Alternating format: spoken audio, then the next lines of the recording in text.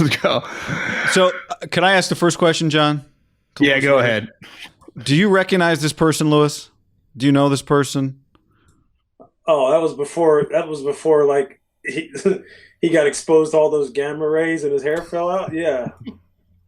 Is that the best scout you've ever been around? Middle cough. Yeah. You know what? I will have to say this. You know, he was all right. He tried to work hard. He just couldn't keep Grigson happy. So that's what happened. Drove him right in the fucking radio. I think you did a game this year with what team? I don't even know what team. Is Sandejo an Eagle? What team Sandejo on? He's with the Browns. I hear a lot about he was Sandejo. a Monday night game, and it was like I was waiting to be like, I remember when this dude Middlecoff came into my office and said, "There's this guy playing in this league I've never heard of, and he's making plays." And he's like Andrew Sandejo. And then a decade later, I don't know, he just played for Mike Zimmer, Doug Peterson, Stefanski. He's played for everybody. Yeah. He's not bad. He's not bad. Actually, in that Monday night game, he lit up J.K. Dobbins on a 2-point play and knocked himself out. He had a concussion. You regret not listening to me on that one? On TV, I was like, holy cow. I mean, he came out of nowhere. He hit him, boom, and then you just saw him on the ground like this. He was out.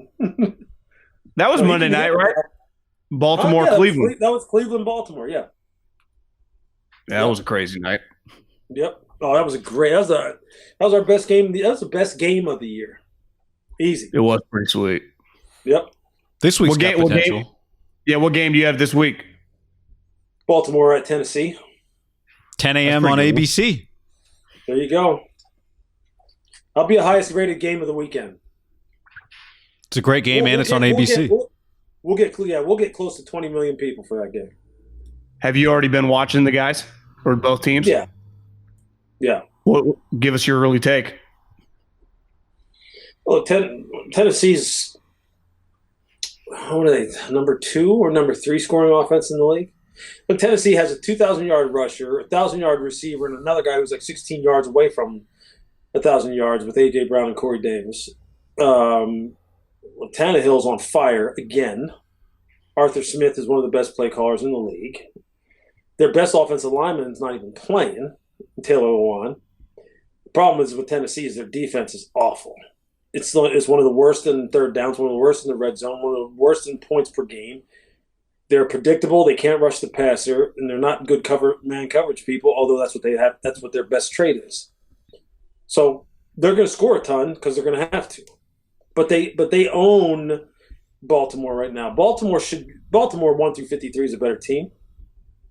Baltimore can't figure out how to beat them. So there's a psychological factor. Plus, there's the whole Vrabel versus John Harbaugh thing. It's a real chippy thing. I mean, it's going to be that's why this game has so many different storylines. I think this time, I don't know. I'm going to give Tennessee the benefit of the doubt just because they're playing them down there at their place. Play them on grass. Those guys just look good. They just find ways to beat Baltimore. They just do. When they beat them last year, their defense was better, though, right? Yeah, it was playing better. I think they were up 2 scores on them this year in Baltimore. Yeah, and Derek came back and he won the game in overtime on a run. Yeah, I remember that 45-yard run. That was the game A.J. Brown carried like 18 people into the end zone. That was a game when Harbaugh tried to kick Vrabel's ass before the game, and Vrabel told him, calm down, buddy. Yeah, that wasn't happening. Yeah. Exactly. Yep. Harbaugh's a little nuts. Are you on any what's your plan for Monday for the national championship game? Are you just watching? I'm not doing anything. They're having the whole mega cast, just like they're having for our game on Sunday. I mean, we have like 7 or 8 different variations of the game.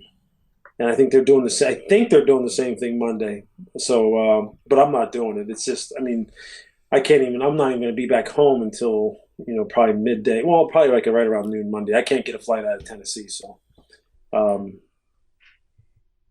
that's going to be great. How about that game almost being postponed? Because Ohio State? Yeah. Saban's daughter was pissed off. Yeah, she deleted that, though. She deleted it. You nicked me on her quick. You know what he did. He told her, look, you're doing the exact same thing that Dabo did to Ohio State. Yeah. The same thing. Saying, when Dabo was like, they shouldn't even be there. They're going. I'm going to rank them 11th. Don't incite these guys. These guys are actually pretty good. You watch Justin Fields a lot this year? I've seen him. I mean, I've seen probably 4 or 5 of his games. Yeah. That game was pretty incredible the other night. I mean, I thought he struggled during the year, but that game was like, damn. He was unbelievable. I mean, he's a stud. You can't take a shot in the back like that. I don't care if they numb you up or not. And then come back and play like that. I mean, even if you didn't feel the pain, you would still have flashbacks in your head with how you got hit. And he was showing no fear, and he was throwing just darts all over the place. It was sick. It's one of the best performances. It's one of the best performances you've seen in a high stakes game ever. Period. Yeah. Sure. I mean, and that includes Joe last year when he diced up Oklahoma. So yeah. One thing I've talked to Middlecoff about this, Lewis, but like over the course of the season leading up to the draft and into the offseason, there's like this. It's almost like draft position. It moves around, and Trevor Lawrence has been the clear-cut number 1, and Justin Fields was the clear-cut number 2. But then Zach Wilson, people think that's going to be the second quarterback, and now we're back to Justin Fields being number 2. I don't know. From the inside, does it move like that when you guys are in front offices? Is your board moving like that, or are you waiting until now and the end of the season and the combine and the workouts? And do you have a feel for where those guys are in your mind right now? Yeah, it may be moving in people's heads. I mean, they won't necessarily reflect it on whether, most boards are virtual now. They're not really hard boards like they used to be. But, yeah, I'm sure there's, there's people who get a little bit more emotionally involved and kind of go game to game just like the everyday fan would. And then, but the key to scouting is kind of like we used to always talk about, is really just about coming up with the aggregate, taking it all in, and then kind of really formulating what is a reasonable opinion on a guy. Because this year, if you really did go from game to game, I mean, you'd be all over the place, and you just can't do that.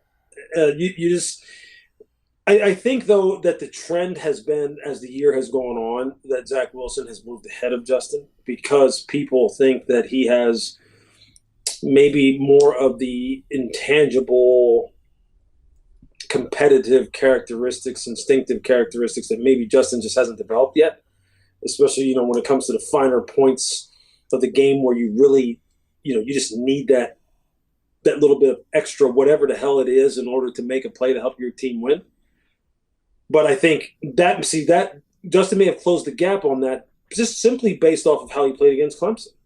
So let's just say he goes out against Alabama on Monday and he throws, and it's not out of the realm of possibility for him to throw for 300 yards and 3 touchdowns and rush for another one.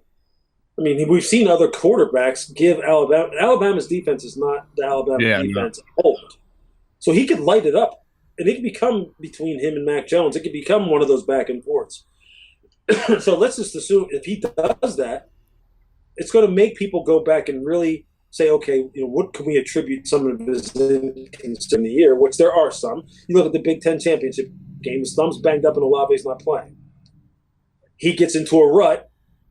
Ryan Day says, well, guess what? They can't stop us running the football, so we'll just run the ball down their throat. And that's what they did. So I think there's going to be a lot of study that's going to have to be done on everybody this year in particular for the obvious reasons of the pandemic, but for the quarterbacks also underneath Trevor, because of how everybody's season has kind of stopped and started. BYU stopped and started. They substitute opponents there at the end of the season. There's just a lot of things to consider. This is the hardest year for scouts and front offices probably in the history of the NFL. There's just no doubt about it. Because the information is so scattered and it's not uniform. So you're going to have to apply different context to every team. And that's hard. That's really hard. Which, you know what, really brings you back to this. You have to know you better than you even will ever know the players this year. You have to know what you're able to bring to the table for them, even more so than what they are bringing to you. So the strongest programs, as always, are going to be the best ones. But that's what's going to really make the difference, I believe, in this year's draft class. You remember when Colbert, he had a comment, I think, beginning of the season about he would feel more confident about guys that had played the previous year that opted out. Yeah. But I think it also probably rings true because you bring up a good point. If I'm watching Justin Fields if me and you, if I'm on your scouting staff and we're sitting down there as a group and we flip on Justin Fields week 4 against whoever, he might not have practiced all week, or just whoever the guy is, right? They've been virtual. Yeah. How do you even – I mean, it's going to be really hard to judge a guy off a game like you normally would, right? And is this year going to be the most misses and / hits on random guys that probably in a long time? The quarterback's probably unique, but just the rest of the group? Yeah, it's a year that gives you more risk. There's more risk that you can't minimize because than you've ever been able to than you've ever had to minimize in years prior, because there's just every person's situation from team to team is just going to be different. And so you know what I mean, you're going to have to, just like in scouting, right? And in a normal situation, when you're looking at free agents, and that's what you primarily did, right? When you're in-house and you're looking at free agents, you have to look at a player's playing history and look at what his status was in each game as far as, is he dealing with an injury? Had he just come back from an injury? What kind of injury was it? Was it lower body? Was it upper body? Especially because you know how that can affect performance. I remember this when I was in Washington and we were looking at linebackers. And it was the year we signed Marcus Washington, I believe, to a big free agent contract from the Indianapolis Colts. And Seattle had a guy named Anthony Simmons from Clemson, an inside backer, who is this ridiculously explosive athlete. He reminds you of Bobby Wagner, ran about 4'4", had like a 38-inch vertical, all this stuff. Well, our linebacker coach looked at him in a game where he had just come off a high ankle sprain. So he looked slow. We come into the meeting, and people were talking about Anthony Simmons. My God, he's this kind of athlete. Look, I had these plays where he does this and that. And our linebacker coach is sitting there and his face is getting all contorted. He's just like, what film were you guys watching? This guy sucks. He can't run. He has no explosion. I'm going, what? I go, what games did you look at? He's like, weeks 11, 12, 13, Cincinnati, blah, blah, blah. And I'm going, he had just come off a high ankle sprain. He hadn't played in like a month. You could see him out on the field limping around. He had never looked at that, though. He had never checked that. So if you just take that snapshot, you're going to value him one way. So if you apply that to now, if you have a kid who hadn't practiced and played a game in 3 weeks and hadn't been able to get on the football field with his teammates and was only practicing virtually, you got to know that stuff. I know. Because if you don't, just think of how the grades could totally alter based off of that alone. It's going to be hard to keep track of all that stuff this year. Exactly. But, you're going to have to, because that's your job. I know. Right? So you're right. This year, there's going to be some guys spending a lot of time tracking down how much practice, the game. It's tougher than any year you've ever faced in the NFL, easily. Because we all know that context. Like we talk about the 49ers a ton, Lewis. I think it's why by the end of the year, Robert Saleh is getting so much credit because of the amount of turnover that they've had, the amount of injuries, and to everybody, star players, lose to Forrest, obviously, in the offseason. It seems like that context is why he's been getting a lot of credit. Yeah, and you know what? Obviously, when you're investigating head coaching candidates, it's inexcusable for you to not have context in just about every conceivable way when you're talking about vetting a head coaching candidate.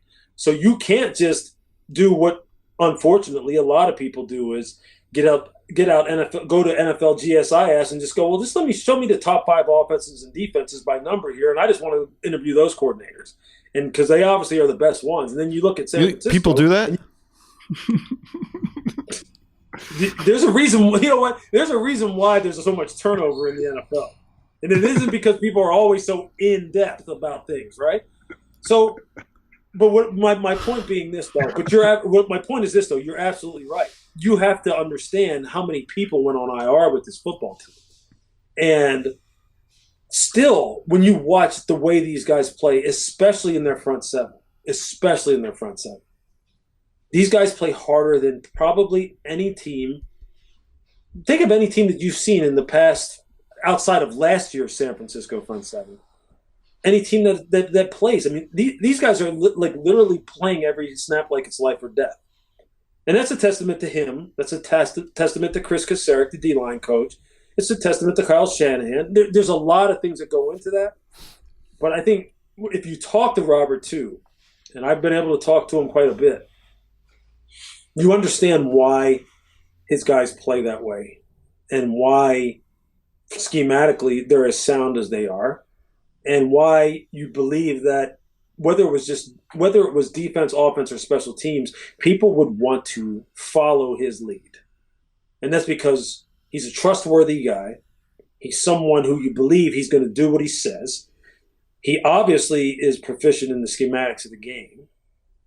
And he thus has positively impacted guys who really, for many teams, would be practice squad or second, third teamers. They were still competing hard and whipping some people, too, with backups.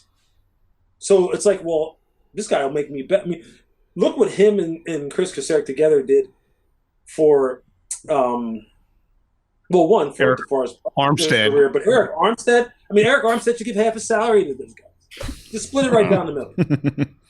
Because he got – and that's not a knock on Eric, but that just shows you how quality coaching, quality communication, quality relationships can affect someone's performance. I don't care if it's football, if it's radio, TV, personnel.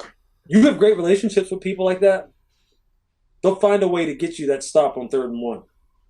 They'll find the extra player when they're at, Arkansas Pine Bluff in the middle of November and, staying at a Red Roof Inn like Middlecoff used to. Well, actually, he didn't because Grigson wouldn't send him on the road. But Marriott. That's so important. Well, I got a question for you on the vetting process. And, you may or may not be getting asked these questions in certain situations. You know a lot of coaches, and you've been around as a player and obviously in the scouting community, just in your time in Philadelphia, you're around countless head coaches. And, we're both close, Veach and Andy. They've known each other for so long. These GMs in the situation of having to hire a coach, it'd be like getting married without ever really dating. Like, it's pretty insane that you hire coaches. Like, look at Belichick. His GMs or his right-hand guy, he grooms them. He knows them. He doesn't hire a random guy. How's that even possible? If you became a GM, how could you hire a coach just off 2 interviews and spend it all day and eating dinner and maybe having a cocktail at the end of the night and like bullshit? Like, how could you feel that comfortable on that relationship and the intensity that I've been a part of it. I've seen the pressure. It's fucking crazy. Like, I don't see how you could feel comfortable making a hire just off a couple interviews.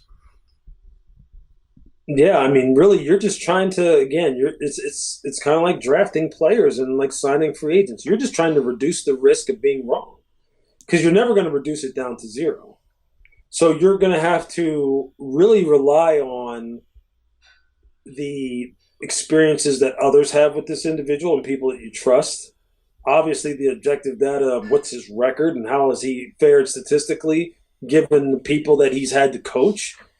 You hopefully have some kind of personal background with the guy and that you have some kind of prior relationship, although it's not necessarily necessary, but you would like to because you know how much time you're spending together.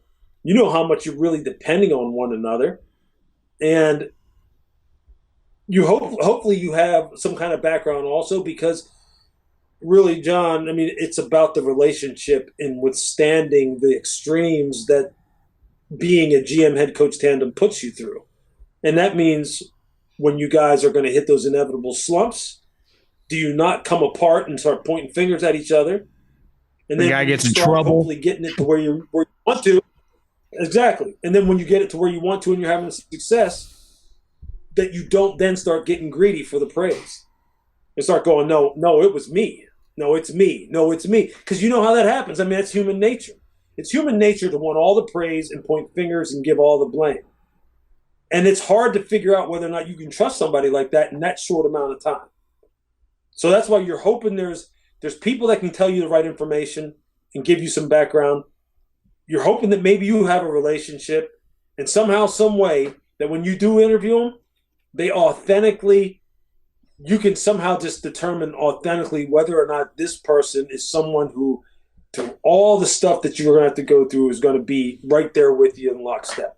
And that's why the best situations are the ones that, honestly, that people come in together. Yeah. Because when it's put together half and half, the guy who's already there is going to protect his turf, and the guy that's coming in is going to want to think. More times than not, he's going to think, "Well, I want to do it my way," and then the other guy's going to want to do it his way, and it's hard to make that marriage.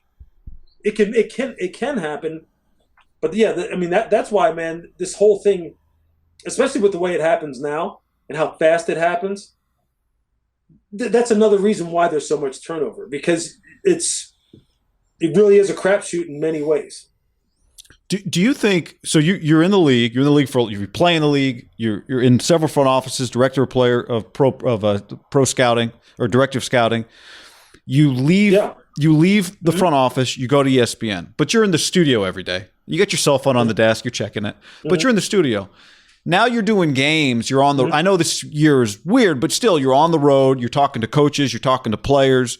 Right, you're talking to two coaching staffs, two sets of quarterbacks, two defensive start. Right, you're talking to all these guys. Like you're talking about, we just saw John Lynch call a Kyle Shanahan game, and like a month later, he's Kyle's GM. Right? Do you think being in this role on Monday Night Football has changed kind of just the way that? I don't know. I don't want to say your connections, because obviously you have a ton of connections from being in the league to begin with. But has being out of the studio changed anything for you, for the people you know, the way you perceive the way the game's being played, all that kind of stuff right now? Yeah, it gives you definitely a much more insightful perspective as to what's going on. Sure, it's look. I think, even if you're not at games, when you kind of get out of it and you're not in it, and you kind of get a much more 40,000-foot view perspective, obviously, and you're able to kind of sit back, take your time in a non-pressure packed environment and really study the game and look at it as, from the mindset of, I don't really care who wins and loses here. I just want to see what are the common things about teams that are being good, that are doing good, and teams that aren't. And, you pick up certain things because you're still on the phone talking to guys and all, and you're kind of picking up tidbits of information that they'll share with you that they wouldn't share with you if you were working for a team. They just wouldn't. And most times when you're working for a team too, you don't really look at it from a 40,000-foot perspective. If you're an advanced scout, you're worried about that opponent that week and typing in all these reports. If you're a college scout, you're out on the road and you're just worried about, how many draftable seniors do I have to write up when I get back to my hotel the night before I hit the road tomorrow to go to the next school. And the next, you don't want to miss a guy, get in trouble. Exactly. So my perspective was enhanced that way anyway for the first 6 years at ESPN, 7 years. Getting out on the road now and doing games, like starting off last year when I did college, and I was going to, I was talking to the people at USC and Colorado and Utah and Texas and all these, and then doing Monday night. It's the best. It's really the closest thing you can possibly get to actually being there. And then you get to watch them practice. You get to ask them detailed questions about coverage schemes and game strategies and tactics and clock management and all kinds of stuff. Honestly, I am easily 2-3 times better now than I ever would have been had I stayed in it. Ever. It's the best thing that's ever happened to me from a football perspective. Easily. And then I've been able to develop relationships. I have more guys' numbers in my phone now who are head coaches and coordinators than I ever would have had I been in personnel. Ever. So going into this interview process this offseason, like right now, all these guys now who are like the hottest head coaching candidates, I have them all on my phone. I talk to them all. I've interviewed them all extensively about things already because of our games, whether it be Buffalo, San Francisco, the Rams, Tampa Bay. All these guys. I know them all. And, the other good thing about getting out of scouting for these years and being in TV now is make a hell of a lot more money than I ever would have in scouting. So that's not been bad either. So look, in all seriousness, though, every single coach or GM or scouting person who talks about what's it been like to be out, they all will tell you the same thing. It gives you a totally different perspective, and it's always a positive one. Always. Especially if you utilize it the right way. Speaking of the money, Lewis, John was saying, do you have a Aston Martin deal? Dude, I'm trying hard to get one. You're manifesting this? That thing is, you know why I put that on there? Because you know what? Is that what James Bond drives? Yeah, come hell or high water, I'm going to get one. Those things are sweet. You know who had one? Okay, so the owner of the Washington football team used to have one. I don't know if he still has it or not. But he had a V12 Vanquish. It was that car. I don't know if that one's the Vanquish or not. But this car has like 22-inch tires in the back. It's got 600 or 700 horsepower. It's got 6-speed semi-automatic gearbox, 0 to 60 in like 3.5, 4 seconds. It's also a $250,000 car. So that's how much it costs? Yeah, it's like $250, $275. You can afford that. Yeah, good. Podcast pay for it. I got one more serious question. You just talked about meeting all these coaches. Maybe you can do it, when you become a general manager, because there's a lot of buzz about you. What I'm fascinated of, like when I interviewed in the NFL, it was just you interview with a couple people, you get hired. It's not that extensive. I would imagine a general manager interview.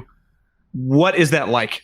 What is it? How does it go? Yeah, I mean, it's really it's a get to know you session first and foremost, as far as your background, and you kind of telling it to someone else to where they get a firsthand account of who you are. I mean, in a very quick. I mean, you don't have all day, so you have to tell them a little bit about who you are and where you come from. Although they've heard it, they've researched it, they want to hear it from your perspective, why you are who you are from a football perspective and from a personal perspective, and then really like, what does it take to win in the NFL? Really, what does it take to win, in your view, in the NFL? From a management perspective, from a coaching perspective, from a player perspective, from a culture perspective, from a team building perspective. What does it take to win? Maybe why hasn't that team won? What would you change about that team? What kind of coach would you go after? Why would you go after that person?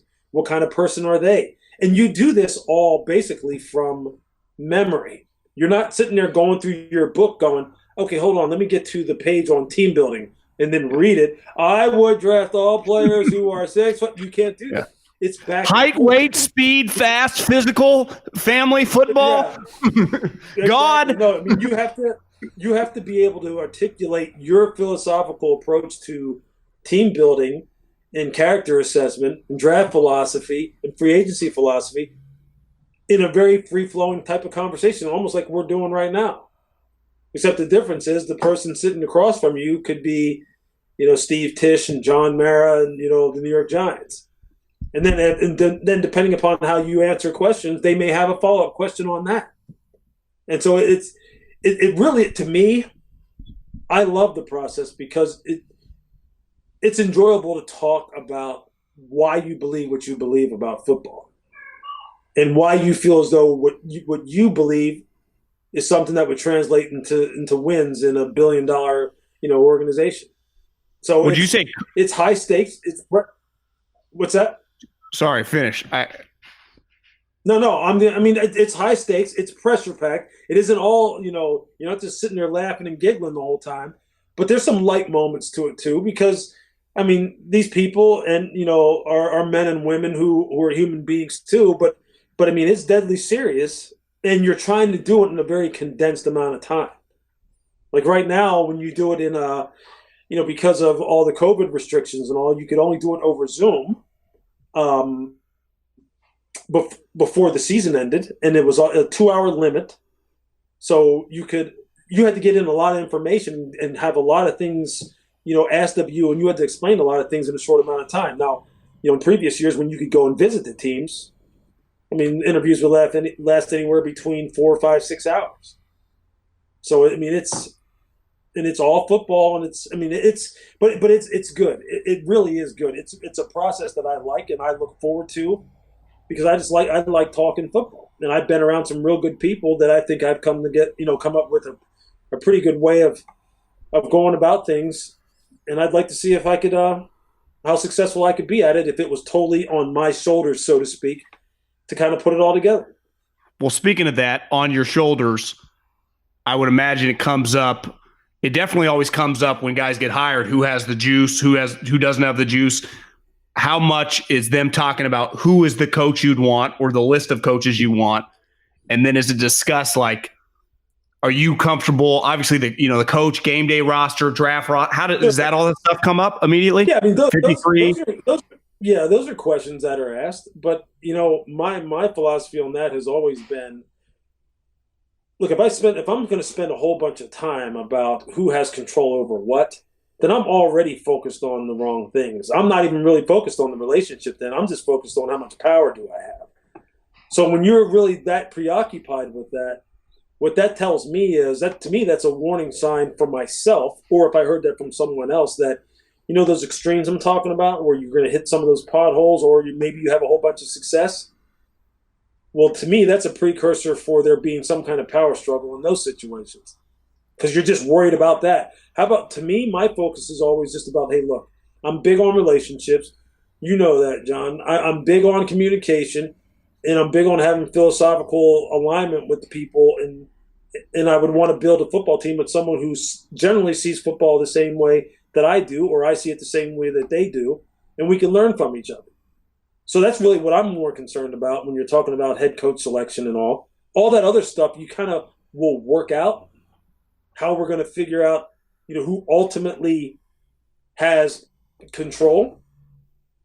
But if you're in a situation where you're forcing players on the field that a coach doesn't want, or a coach is playing players that you don't want, you're probably doomed to fail anyway. Yeah.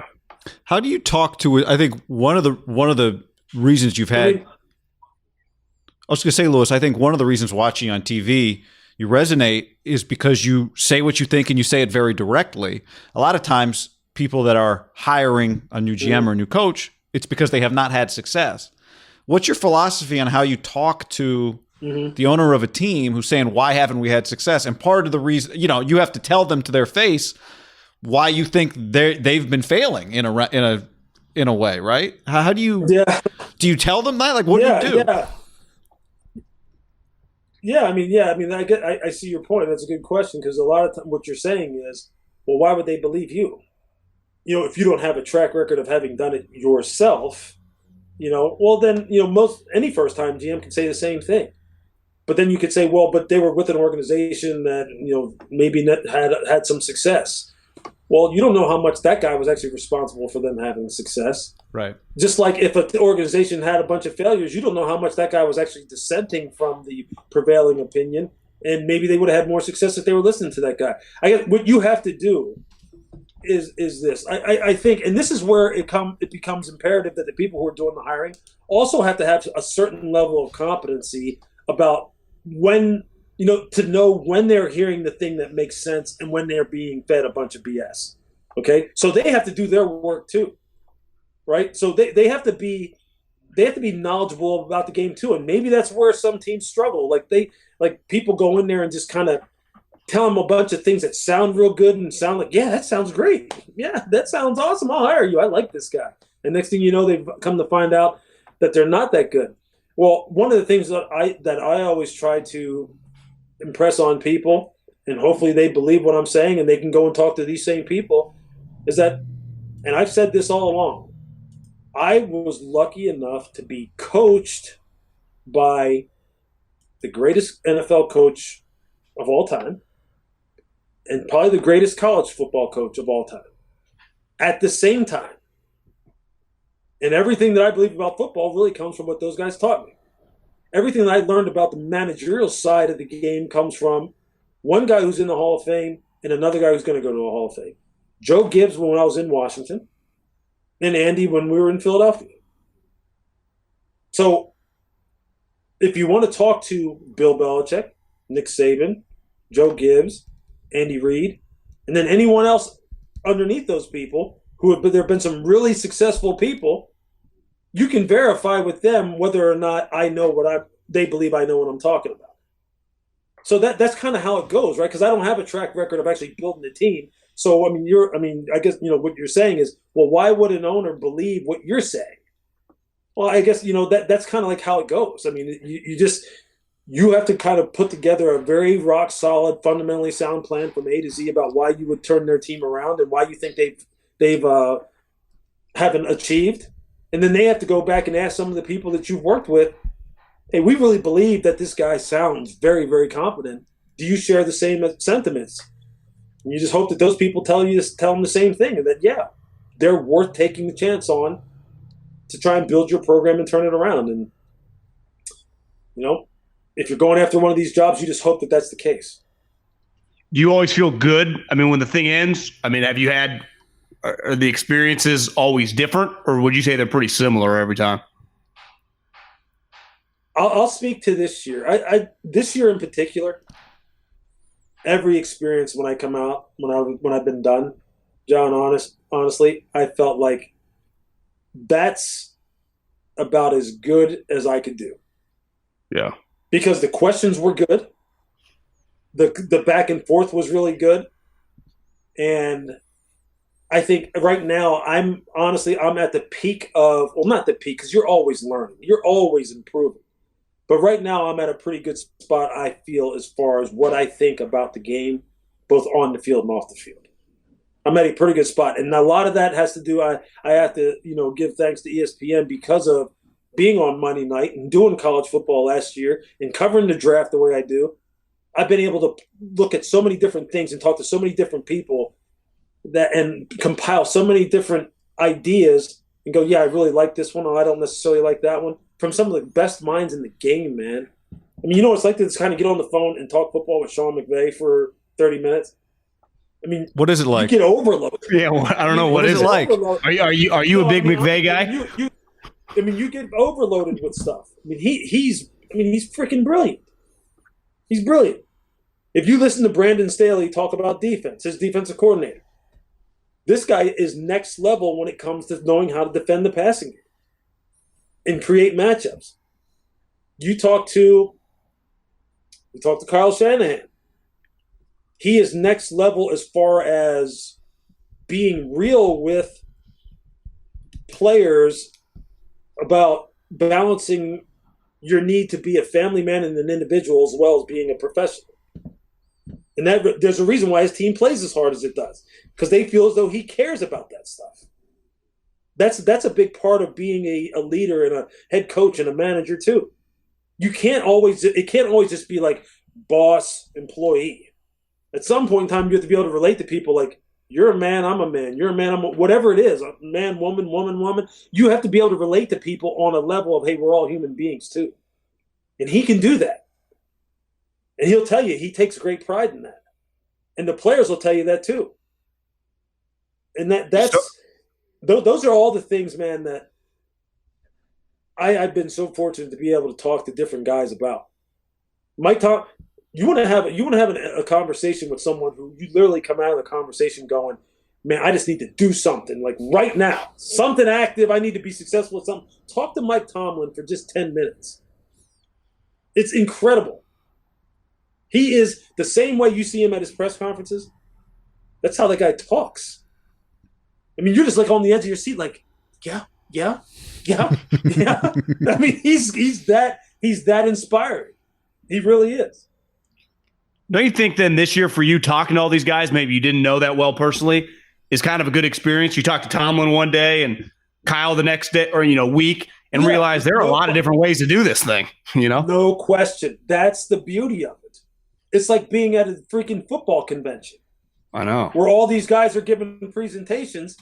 It would be like being at the ultimate NFL seminar where each coach gets to talk, give you a little bit of background about them and why they think football the way they do, what they think about player relationships, all that stuff. And you just sit there and just take notes and then fire back questions back and forth. I mean, that's why I'm saying, see, John, you know this. When you're on an NFL team and you're in an NFL scouting department or whatever, or just on a coaching staff, you're in a cocoon, man. Yeah, a bubble. You don't see anybody else. You don't talk to anybody else.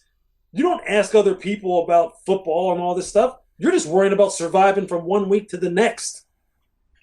You're just trying to get home and get a couple hours sleep so you can come back to the facility the next day and do it again and again and again. And look, that's the life you live, and that's the life you accept. But if you actually had the time to get out and talk to other people, there's a lot of good football knowledge out there, and I have been able to soak up more than I can handle sometimes. I mean, it's a lot. It's a lot, but that's why I'm saying if every coach could do that, or every personnel person could do that, you'll be infinitely better. You know what's funny about that too? Like you mentioned Arthur Smith, and every time we start talking about job openings, it's the first thing most people do is you start rattling off all the offensive play callers, and you go, okay, does he call plays, and will he call plays for me? Half of the teams in the NFL in the playoffs that are playing this weekend do not have offensive play caller head coach. Half of them, it's either a defensive coach or just a coach a more CEO, right? Like Harbaugh or Tomlin. Sure. And everything you're saying about some of these guys, like what you said about Kyle Shanahan, who is the offensive play caller, what you said about him as his best quality was not his offensive play calling necessarily, right? Yeah. So do you think are we over, like all the McVay guys, all the Shanahan guys, are we almost to some degree overvaluing offensive play callers right now? Of course we are. Of course. But that's because that's the only thing that people can see and really evaluate these guys on is how many points is 49er offense scoring? Man, that running game looks good. Look at all that motion he uses. Oh my God. I mean, I want a coach that does that. They don't see all this stuff behind the scenes. They don't see all the stuff that truly look, obviously scheme strategies and tactics, your competency in the game is important. You can't have a guy coming out there and like lining up in the wing tee and just running the football, like we used to when I was in Pop Warner. Obviously you can't do that. But so you need a certain level of competency, and you have to be able to evaluate guys based off of that.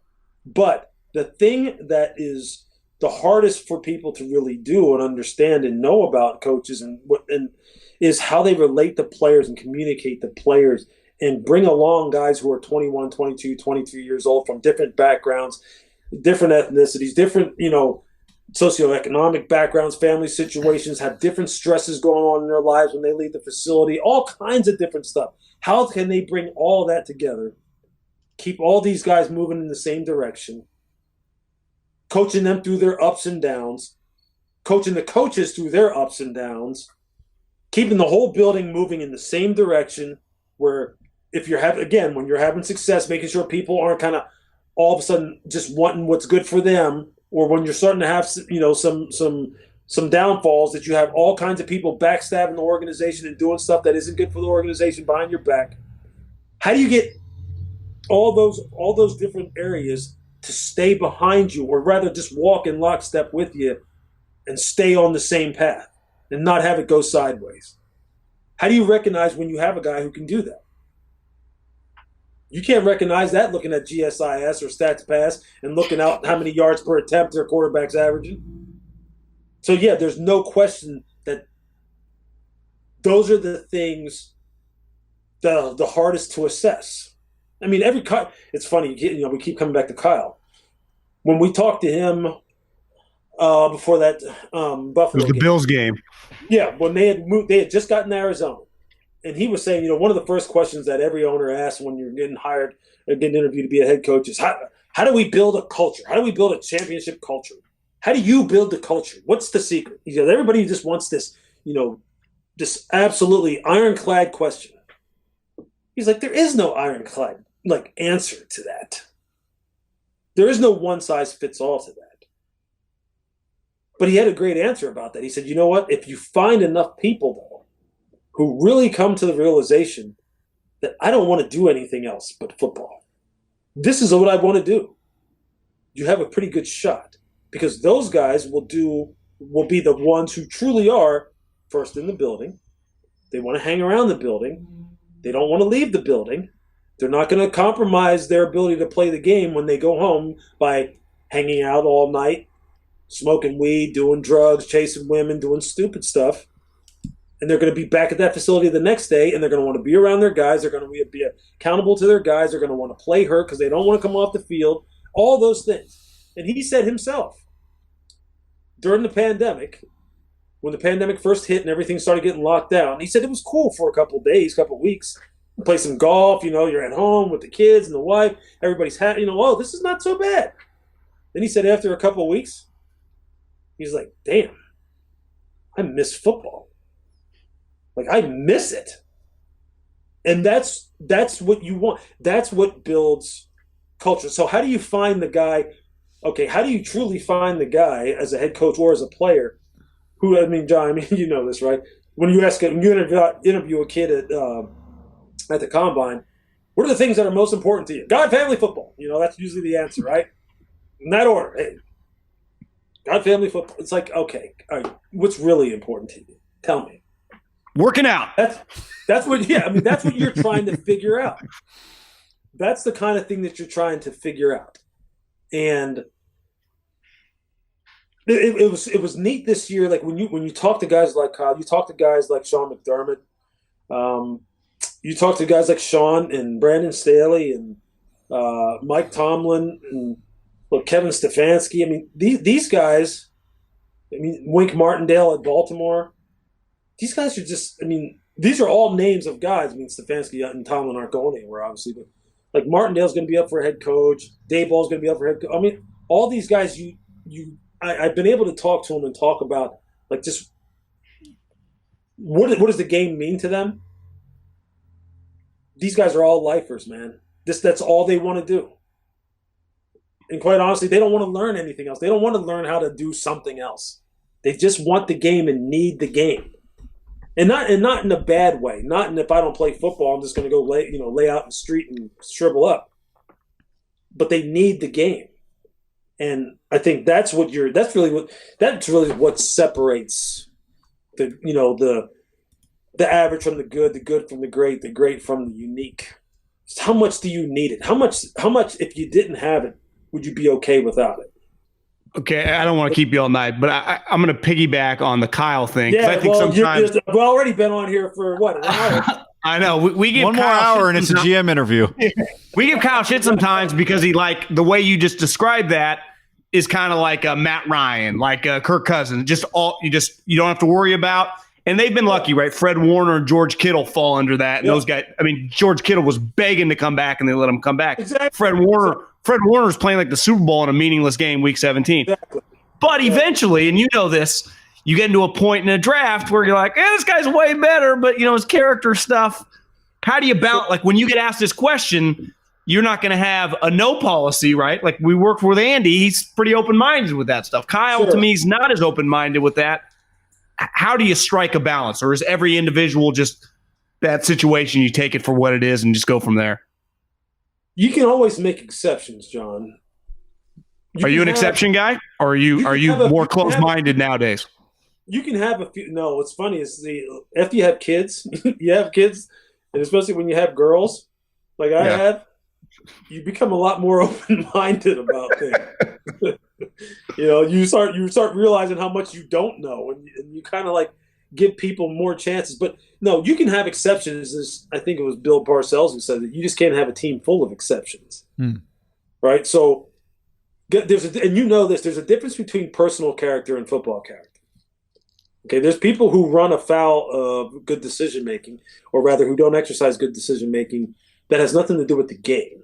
Right, so maybe they have family situations or they run with a crowd that sometimes could subject them to stuff that they shouldn't be doing off the field, right? And maybe you can rein those guys back in and kind of, express to them, hey, look, keep doing that. And the thing that you do love, the thing that you will invest in, the thing that you do need the most, you won't be able to do anymore. And that's play the game and be around your buddies and put on this uniform. When you have guys, though, that don't want to come in and work, don't want to study, don't want to lift, don't want to be around their teammates, don't really like the game, but they're good at the game, so they play the game. You have to. Hopefully, you can figure out who those guys are. Then it just becomes a question of value. You don't want those guys being drafted in rounds 1, 2, and 3. Those are the rounds 5, 6, and 7 dudes who have great physical skills, maybe. And maybe something clicks on with them. Maybe. And maybe you take a shot on them now and then. But if they have bad football character, don't want to rehab, don't want to lift, miss treatments, miss weight room time, miss all that. Look, you don't have time for guys who don't really care about the game. But knuckleheads who make some mistakes off the field, You're hoping with maturity and giving guys second chances that they can right their wrongs. And you're right, Andy has done wonders with people like that. Wonders. One of the best wide receivers in the league right now, most teams didn't have on their board, in Tyreek. But Andy will tell you he's one of the smartest guys on their team. He's never had an issue with him personally. He loves him. He loved the guy. Sure. Then they just had to figure out the off the field. His football character was a plus, you know? Sure. So, I mean, there's a lot to it. And then there's ways you can help guys with the maturation process. I mean, I don't know about you, but when I was 21 and 22, I didn't know. I thought I knew stuff. I didn't know anything. So you need to kind of surround those guys with things in the football operation, in the player development part of the football operation that can help them mature quicker so they can make better decisions off the field in particular. And transition from being broke and hopefully having $5 in their pocket so they can go to $2 Big Mac night on campus to making millions of dollars and having the whole world thrown at them. That's a totally different lifestyle change. And some guys don't handle it well, so you got to help them.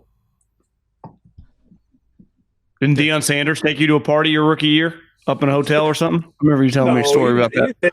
He didn't take me to no parties. No, we used to have a party. We used to have a big deal. As a matter of fact, he just talked about it on Instagram. He did this thing. He just showed this little clip about how we used to have a fine system for bad play. We used to have to put $5, $10, $20 for getting beat for a touchdown, whatever it was. And then they used all that money at the end of the year to have a party, to go to dinner and then have a party. And it was pretty cool. It's funny. I remember Bobby April told me that for all the fluff and the BS with Deion, he said he was always the first guy at practice, and he was always the first guy in my meeting room asking questions and taking notes. He's like, don't get it fooled. Like Deion was a grinder. Yeah, I don't know about the notes part. Maybe he did. I mean, maybe Bobby made the notes part up.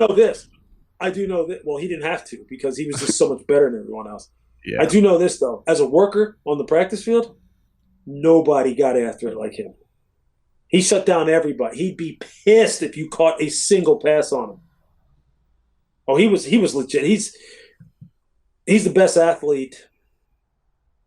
Yeah, he's the best athlete I ever played with, ever. He ran a 4.4 backwards, didn't he? Huh? Didn't he ran a 4.4 backwards, or claimed he could? No, didn't he run the 40 at the combine? Just left. He ran a 4.2 at the combine in somebody else's shoes. Yeah, and didn't he say he just ran out the door and just said, "See you guys later"? He took his stuff off and left. Yeah. He said, "I'm not doing anything else. Thank you." He said he had the comment. He told, this is when there was no rookie wage scale. This is when he went on TV and said, "I'm going to ask for so much money, they're going to have to put me on layaway."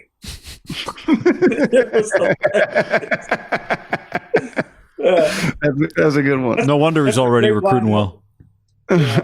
No, he's Deion's one of the best, man. He's one of the best. He's a good friend, and he's been very supportive of me with this whole GM thing. He always goes on like my stuff on Instagram, and he'll in the comments he'll just put GM, and that's it. Well, if the GM job doesn't work out, you go be his recruiting coordinator at Jackson State. No, I think I have a pretty good job right now. That pays probably a lot more than Jackson State.